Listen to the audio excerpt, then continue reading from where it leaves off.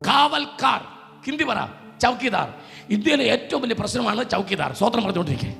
ഇന്ന് ചൗക്കിദാറിനെ കൂടെ പൊളിച്ചടുക്കിയിട്ട് പോകാം. സ്വത്രം. ഇന്ന് രാത്രി ഞാൻ പറയാം, ഈ ബഹളമുണ്ടാക്കുന്ന അവരുമല്ല ചൗക്കിദാര്, ഈ ബഹളമുണ്ടാക്കുന്ന മറ്റവരുമല്ല ചൗക്കിദാര്. ഇന്ത്യയിലെ ലോകത്തിലെ ചൗക്കിദാർമാർ പ്രാർത്ഥിക്കുന്ന ദൈവത്തിന്റെ മക്കളാ.